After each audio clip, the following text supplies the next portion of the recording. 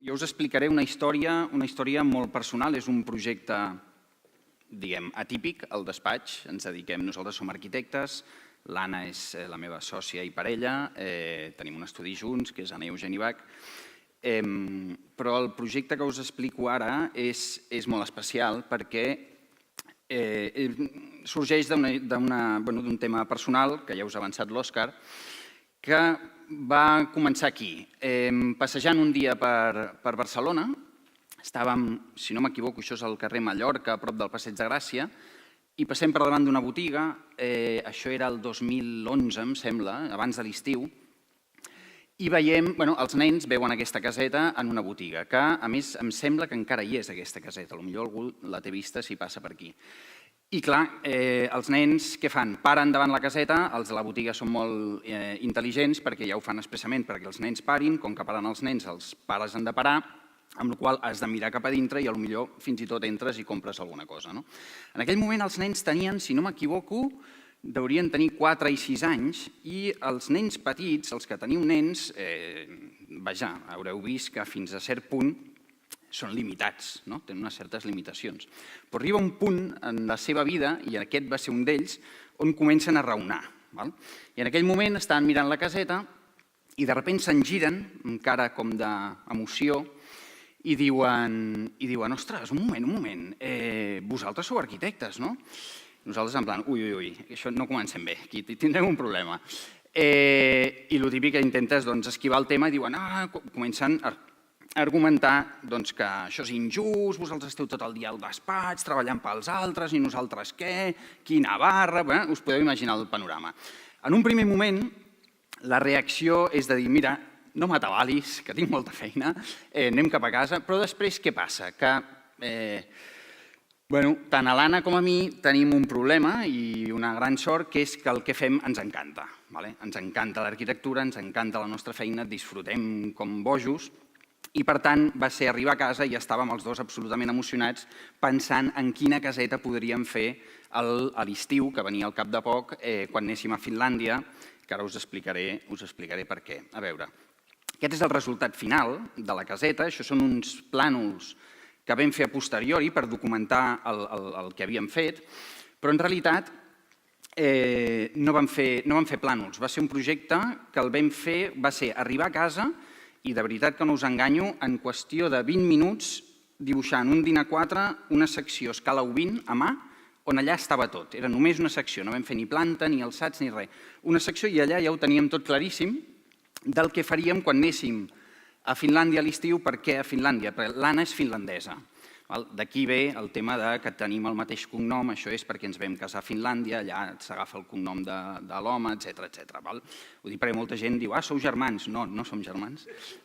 I tenim la sort que l'Anna tota la vida havia viscut aquí, un lloc absolutament meravellós, la seva mare és pintora, el seu pare és pagès, tenen una granja enorme de 150 hectàrees amb boscos, camps, un riu, un llac, etc. Us podeu imaginar que el lloc és meravellós, amb la qual cosa, què fem nosaltres cada hivern i cada estiu, a part de per anar a veure els avis i la família, doncs ens el passem aquí. Amb la qual cosa teníem l'estiu per davant per passar-nos 3-4 setmanes, ara no ho recordo, a la granja. I la granja, el que té de bo les granges, és que són centres de producció, amb la qual cosa hi ha tallers, hi ha eines, hi ha materials, hi ha de tot. Tens tot al teu abast per fer el que et doni la gana. Llavors el que vam fer va ser posar-nos a treballar en un dels coberts que hi ha, amb totes les eines que teníem a mà, fusta que venia de la pròpia granja, que teníem ja tallada, preparada, emmagatzemada per si un cas en algun moment es necessita alguna cosa, i ens vam posar a treballar primer en el que és l'estructura de la casa, que aquí és el que estàvem fent, ja ho veureu després més endavant, i el maco era que els nens els hi vam dir, molt bé, aquest estiu us farem una caseta. El primer dia que ens vam posar aquí, vam començar a tallar les primeres fustes, clavar els primers claus, ja deien, tios, què feu, no? I la caseta on està? I era en plan, un moment, que estarem aquí unes setmanes treballant, calma. Amb la qual cosa va ser un procés molt maco, perquè els nens van entendre que hi ha coses que no són immediates, que en el món en què vivim és una bona lliçó per explicar als teus fills, i que hi ha coses que t'has de currar tu mateix, que l'esforç a vegades té el seu premi. En aquest cas, clar, nosaltres els fèiem una mica de trampa perquè els dèiem que havien de fer molta feina, que havien de, sobretot, clavar aquest clau aquí i curra tu, quan això en realitat no servia per res, però simplement el teníem entretingut i ell estava molt orgullós perquè ens estava ajudant.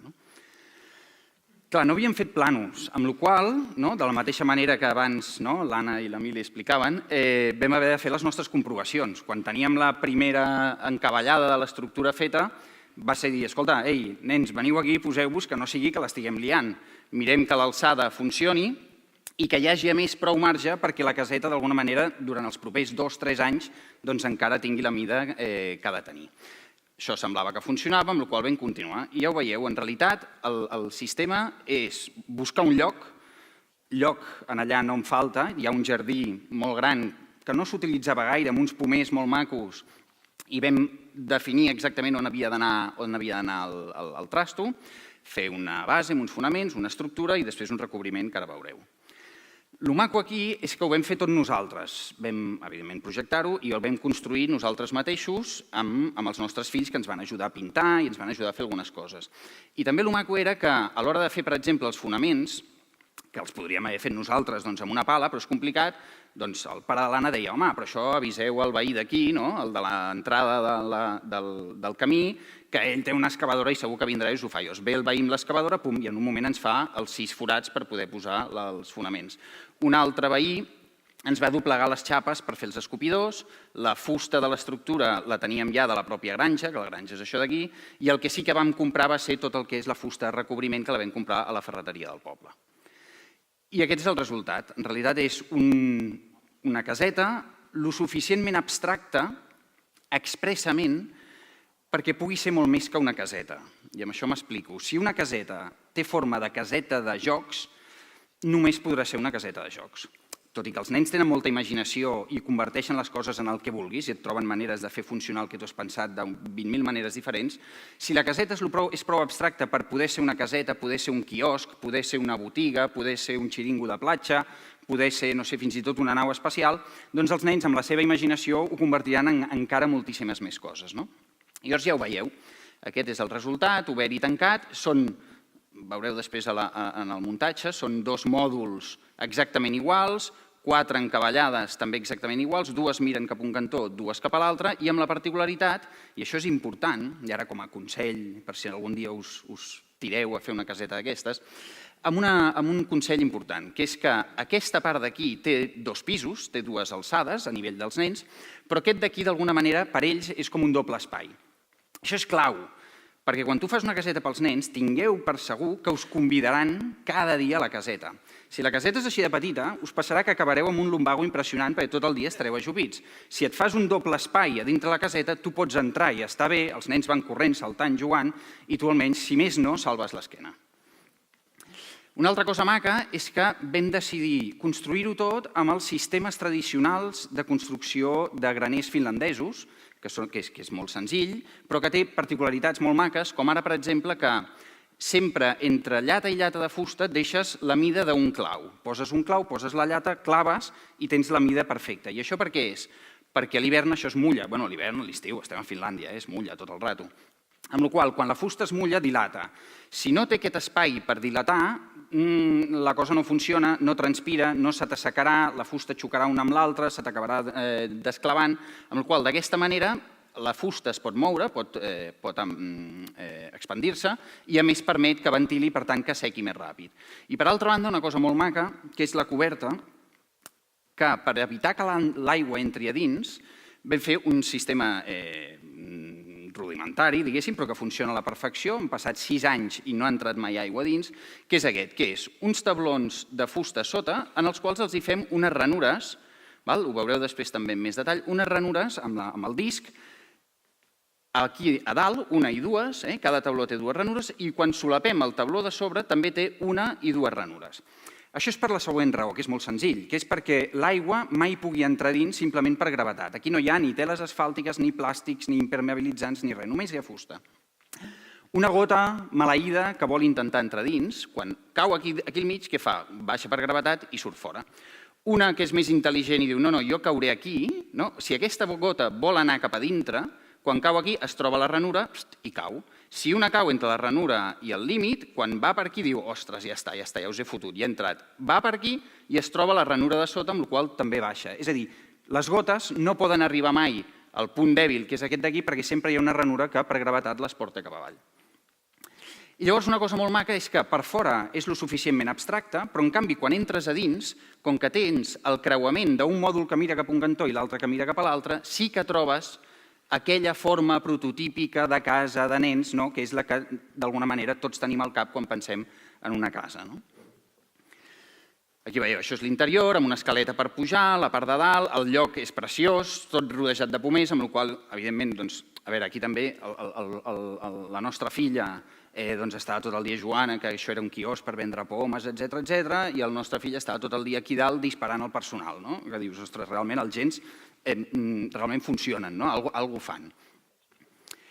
I després aquesta idea de pintar així amb aquestes ratlles, això d'alguna manera va ser un d'aquests divertimentos, tot el projecte en si és un divertimento, però per explicar la idea aquesta que això és una secció, que en realitat és la mateixa secció que dona la volta, amb la qual les línies continuen, i també perquè pensàvem que seria maco, com que la fusta no està tractada i amb el temps es va envellint i agrisant, que seria maco veure com cada vegada aquest contrast és més fort i d'alguna manera, mentre els fills van creixent, doncs vas veient com la casa també va canviant. Una altra particularitat és que, clar, com que no havíem fet plànols, en aquell moment, a l'inici, pensàvem a fer les obertures d'aquest cantó igual que les de l'altre. I va ser, quan estàvem construint, que la nostra filla va dir «Escolta, per què no ens feu unes finestres per poder vendre com si fos una floristeria?» I vam dir «Mira, doncs escolta, no és mala idea» i per tant vam canviar, mentre anàvem fent, vam canviar el sistema. Això penseu que van ser 2 setmanes, des del primer dia fins a 2 setmanes bastant intensives. La veritat és que són unes vacances que quan les recordem, no recordes aquelles vacances que vam descansar tant, no, és aquelles vacances que ens les vam passar currant, perquè va ser d'orillo. Però el maco també és que quan col·loques un element com aquest en un jardí on no hi passava res, de sobte comencen a passar moltes altres coses al voltant. Veus que els nens, quan juguen a pilota, van a prop de la caseta, que quan pengen el gronxador el pengen a l'arbre que està a prop de la caseta, és a dir, que no només és el fet de tenir l'element en si, sinó que al posar l'element et modifica tots els rols del voltant. I fins i tot, quan convidem amics a fer cafè, doncs al final on es fa el cafè? Doncs a la caseta, i fins i tot els animals venen. Aquí hi ha una cosa divertida, que el Musti, que és aquest gos d'aquí, mentre anàvem fent la caseta, jo crec que el tio estava com emocionat, perquè jo crec que es pensava que era per ell, anava veient que allà... Estava tot el dia allà al voltant, en plan, oh, que guai, i quan va veure que acabàvem, i que, home, ja el deixàvem entrar, però quan portava una estona era, bueno, va, Musti, fora, el tio es va quedar una mica tocat. No sé si ho veieu aquí en aquesta... I aquí ho veieu, clar, en un lloc tan meravellós com aquest, és difícil... A veure, home, sí, pots espatllar-ho, O sigui, anava a dir, és difícil espatllar-ho. No, es pot fer, però és que és... Bueno, el lloc gairebé que ho és tot, Llavors ara, si em sembla que això s'engega directament, us passo un vídeo que són 2 minuts que concentren les 2 setmanes de muntatge de la caseta i així veieu també com va anar el tema. He de fer alguna cosa, potser? Sí, no funciona. Com ho fem, això?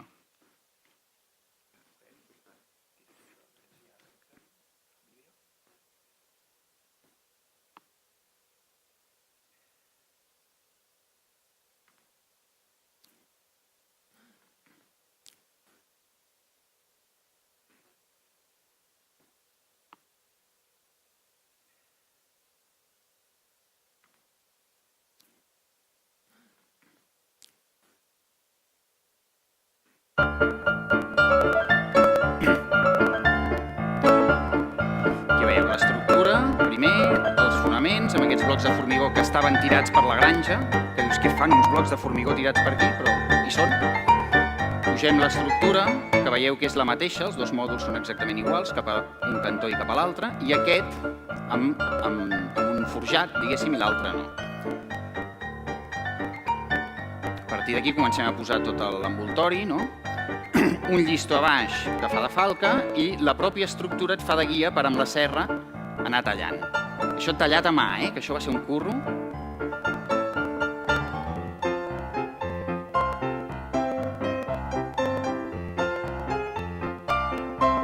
Aquí veieu que tenim la serra de disc per anar fent els talls i anar posant el sostre per fer aquestes ranures en els llistons.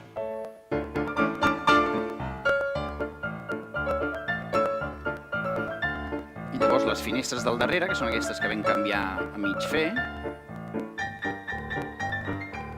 terra que vam treure dels fonaments. I aquí ja pintada i acabada.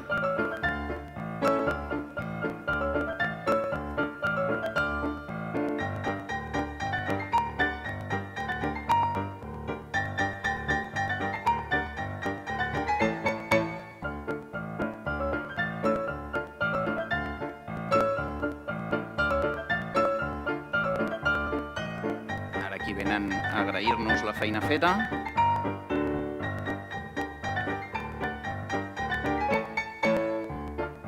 I ara veureu algunes imatges del que us comentava de la construcció, no?